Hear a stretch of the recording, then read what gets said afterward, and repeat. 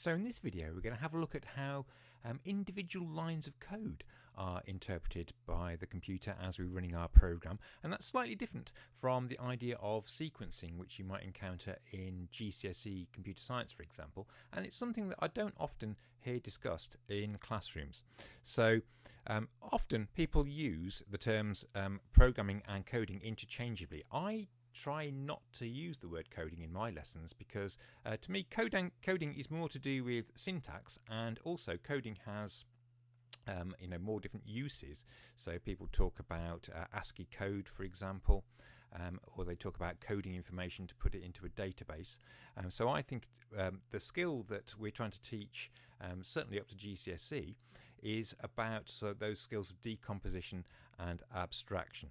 So programming is the things that we look at when we're solving a program. So using abstraction to pick out the key points of the problem that we need to consider, and abstraction is breaking a large task down into steps, and students might have done that even back at primary school. When my son came home when he was in about year 2, said, "Oh, we've been looking at algorithms today," and what he'd written down was the steps to get dressed.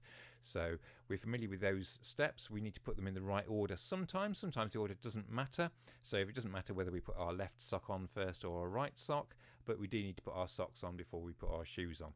So there's sometimes sequencing is more of an issue. So the programming designs the algorithm, and I would say coding is how we turn those smaller steps into instructions in our chosen programming language. So coding is more about the syntax and how we turn it into something language specific. So an algorithm or pseudocode could be interpreted in a variety of different languages. So when we come to look at coding, as I said a minute ago, it can mean a lot of different things. So for example, we might say that websites are coded in HTML, images are coded as pixels, text is coded using ASCII, and there's also things like Morse code.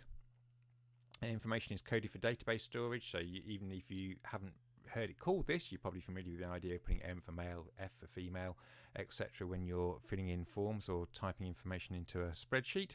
So coding is really about how the information is presented to the computer. So what we're doing when we're coding in a programming sense is we're presenting the individual steps in our algorithm to the computer in a form that it can convert into machine code using the interpreter or the compiler.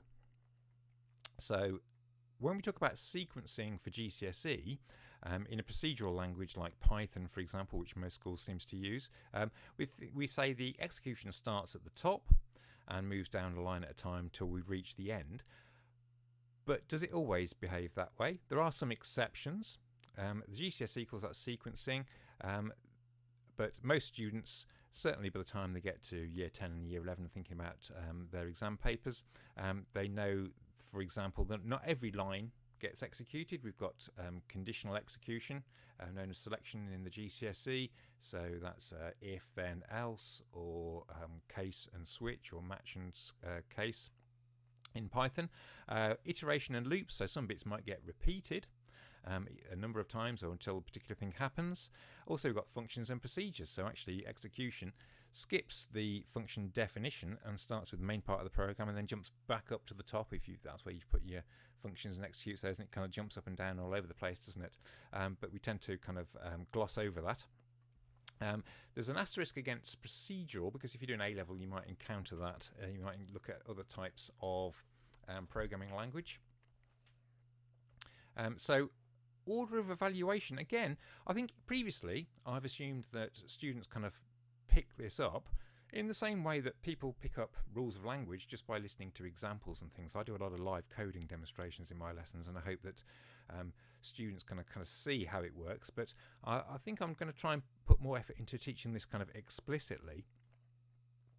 So you might understand some of these if you've done some programming before, particularly in Python, or in fact these are Scratch examples. So we can do kind of one thing, but actually obviously they're different. There's no typing. So we can just say a word, or we can say a number, or we can do a calculation. So what would that say if you were using this with a cat, for example? If you said 1 + 2, what would the cat say? Well, the cat would say 3, wouldn't it? Because it does the bit in the white gap first. So it does the 1 plus 2 tile to calculate 3, and then it says it.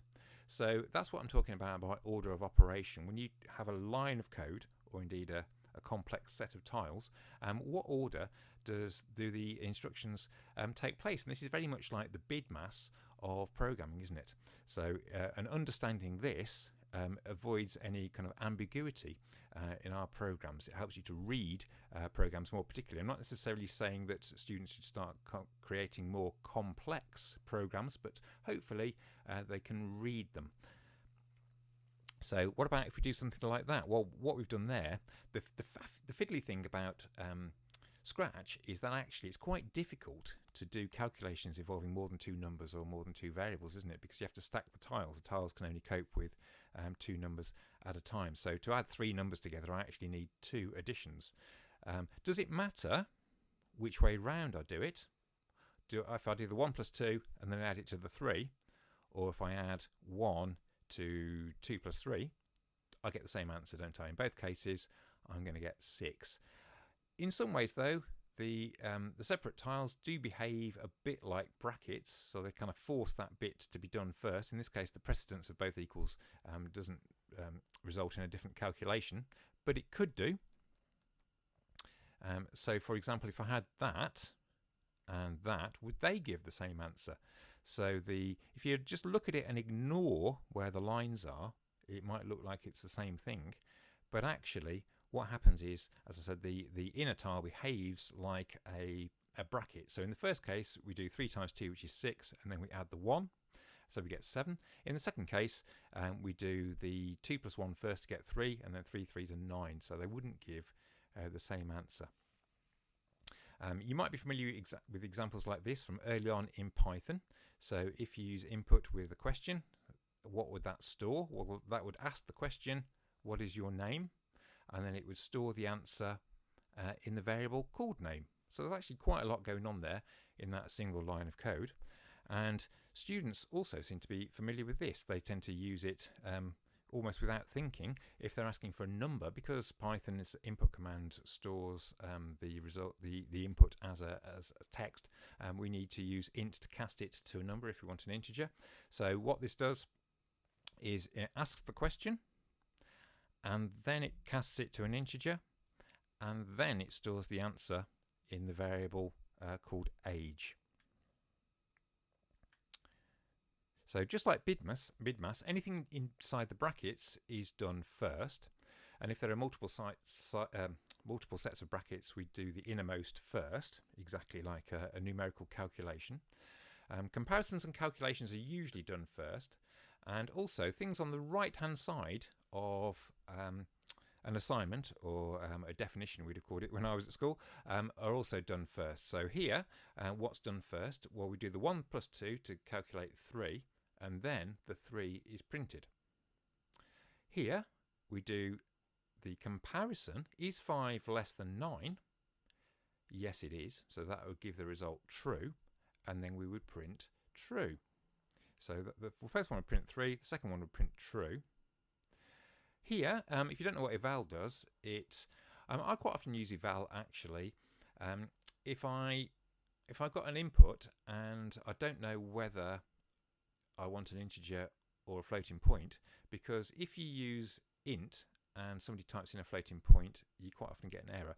So actually eval is a good way around that, and also it means if you type in an integer, even though it's in a string effectively, eval will turn that into an integer, whereas if you type in a number with a decimal in it, it will turn it into a float. So it's quite nice for sorting out the type as well. But what it's really designed for is evaluating the contents of a string.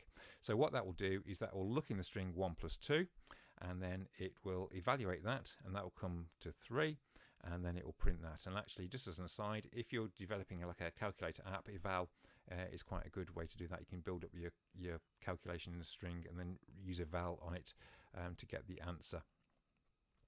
So what happens, what's the order of operation in this line of code? Well, the first thing it does is it turns age into a string. So I've deliberately used plus there. I would normally use a comma when I'm printing, but I've just used plus to concatenate to make the point, because if you can mix types if you use a comma, but if you use plus, Obviously, they both need to be strings or both need to be numbers if you're doing an addition. So the first thing it does is it casts age to a string, then it concatenates that to your age is, and then it prints the result. So quite a lot going on in that for a simple command. And if you've got an assignment or a definition, then one way to think about it is that, the value on the left is the new value. So the new value of score is the old value of score plus 1. But the right-hand side of that definition or assignment is usually done first. So score plus 1, so we add 1 to score, and then we store that in the variable called score. So similarly, if you could look for similarities between this and I suppose algebra as well. So it's a bit like substitution sometimes. So a equals 2 plus 3. So on the first line, a is 5, and then we're doing the right hand side first. So 5 plus 1 is 6. So we're storing the value 6. So the value of a will be 6 at the end. What's the value of c in this case? So slightly different example. A is 2, b is 3. So if c equals a plus b, this is the substitution exactly as you would do in algebra. So students should be familiar with this from maths. We're swapping a for 2 and b for 3. So 2 plus 3 is 5, and then we're storing the value of 5 in the variable c. Oops. So and what I did, I showed these slides to my students, and then I gave them some questions. I'll include a link to the questions in the description of the video, and they did very well at them. Actually, lots of students kind of picked up this idea almost intuitively after doing a few example programs. So again, some more examples. So again, what's the order here? So the first thing we do is the bit inside the brackets.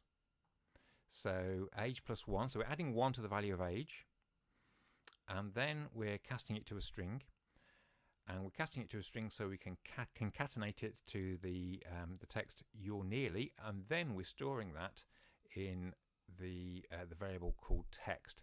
So as I said earlier, I'm not necessarily expecting students to generate things like this, but it's useful if you give them a bit of code that they can kind of interpret it. So if you give them a function that already exists. So what's going on here?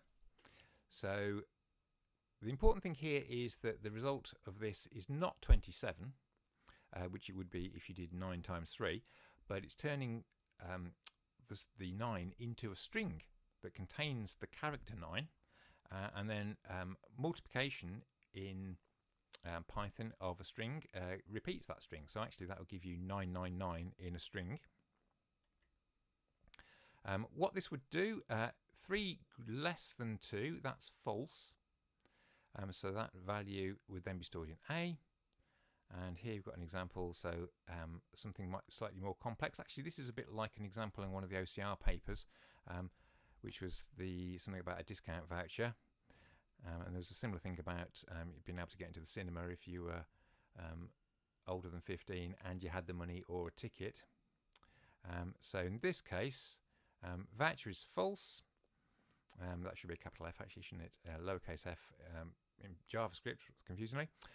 Age is 16, student is true. So eligible is, so we can apply Boolean logic. We can include Boolean logic in our list of calculations and comparisons.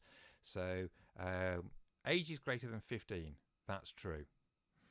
Student and age is greater than 15, so that's true. And so there's an order of precedence with Boolean logic, which again is kind of glossed over in the GCSE specification.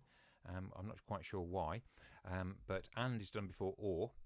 So then false or true, so voucher is false, false or true, I think that would be true at the end. So again, some things, just be a little bit careful with things like brackets.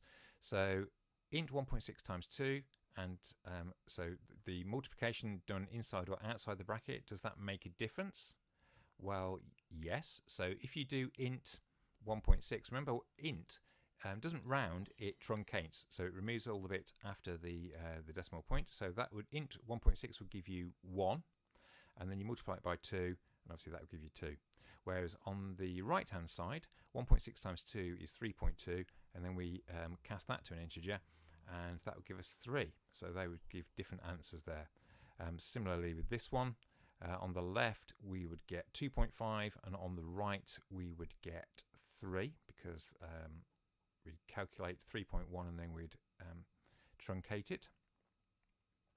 And similarly, if in a kind of text sense, so what we've got here, what's the difference between these two?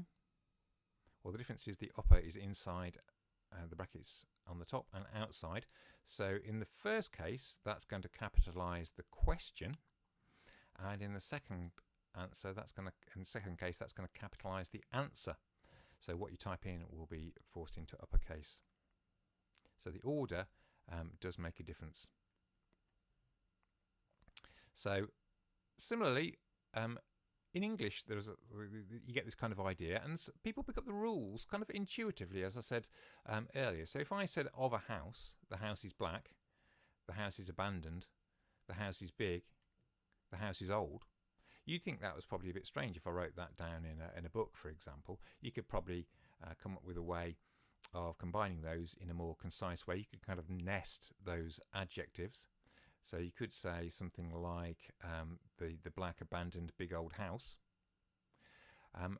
But there are rules that about the order of adjectives. So if I said the black abandoned old big house, you would think that sounded odd, even though most people would say that sounded odd, but they aren't able to describe the rules, or sometimes people aren't even aware that there are rules. But you can look them up, the rules for order of adjectives, and things like age and size and things that come in a particular order.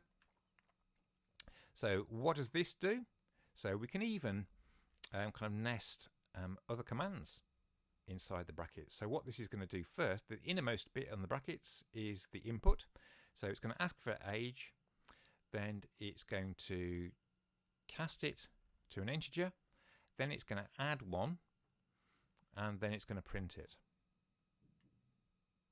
What's the value of C in this case? This looks a bit strange, but if you think about how it works, it's fine. So A is 1, B is 2. So the right-hand side of the assignment is done first. So is A equal to B? No, it's not. So that's going to give us a false, and then that false is going to be stored in the variable called C. So the value of C is going to be false. If X equals 1, this is a bit, again, this is getting less maintainable, but it is the sort of thing that you can do. So in this case, text is a tuple, and text 0 is not, text 1 is blank, and 0 and 1 are almost kind of synonyms for true and false in Python. So X is less than 0, so in this case, if X is 1, X is less than 0, that's going to be false, and false behaves like 0, so text 0 is not, so that's going to say not negative. Now that is particularly dense, but if you can unpick that, then you're not going to have, you can be well on your way to becoming a confident programmer. So does it matter?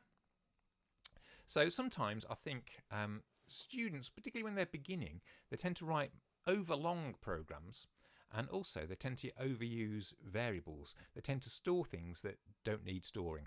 So if you look at that top program there, that's 6 lines. But the second version there on the second bullet point actually does the same thing in 1 line.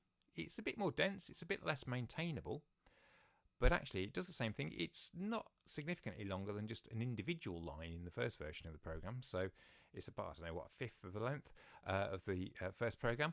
But also, significantly, it doesn't use any variables, and that means the program is going to use less RAM. So if you're in a memory critical context, if you've got a kind of cheap embedded system and it hasn't got much RAM in it, then that would be a better option, wouldn't it, than the first program.